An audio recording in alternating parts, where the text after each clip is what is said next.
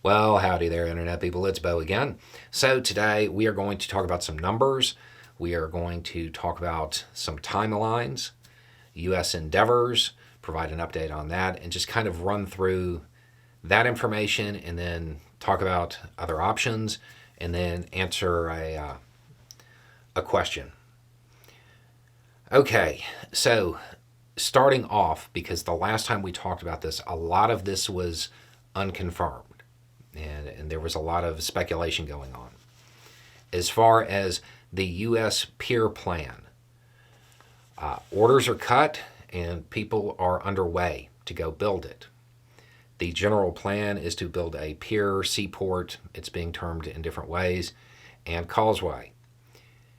No American boots on the ground. The aid comes off, hits the causeway. From the time it hits the causeway on, it is in the hands of vetted partners, quote, whatever that means, I don't know. All of this is all fine and good. The timeline is 60 days. Biden recently said that another 30,000 lost was a red line.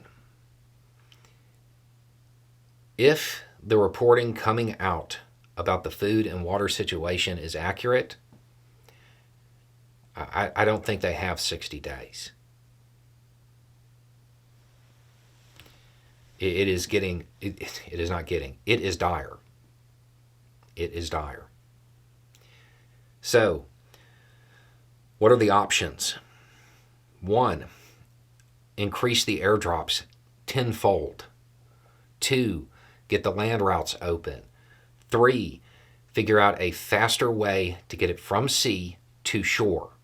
Something to run in the meantime. Because I don't believe the 60 days exists for a whole lot of people.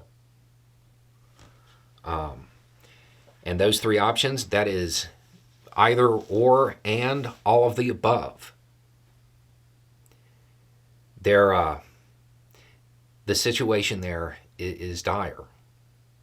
It needs to be addressed now. I don't believe the 60 days exist. Okay, so one thing that occurred, an airdrop malfunctioned. The chute didn't open, and it landed and killed 5 people. The number one question about this that came in was it the U.S.? My understanding is no, but the next one could be.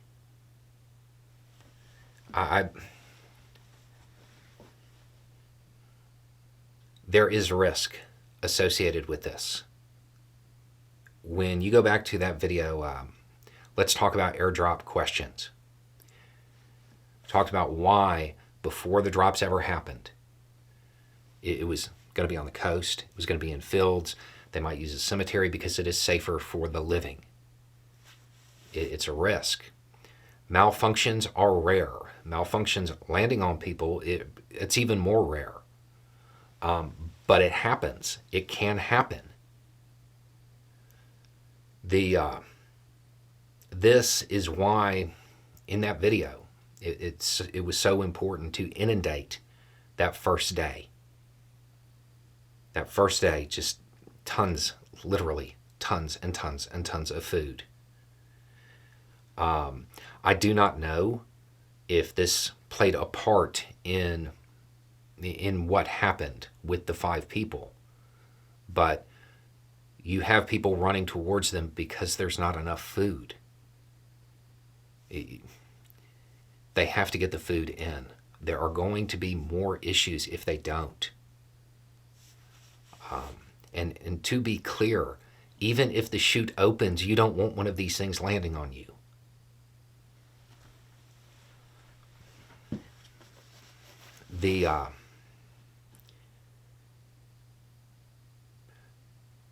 There needs to be a lot more done, and it needs to happen a lot faster. Now, ending on some good news, one question that came in is anything actually working and getting to where it's supposed to be?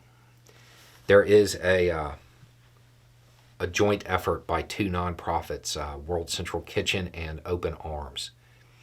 They have a couple hundred tons of food. that is trying to make its way there right now via ship. My understanding is that this does not need the pier. And I also, from what I understand, once they're done with that, they have like more loads to bring.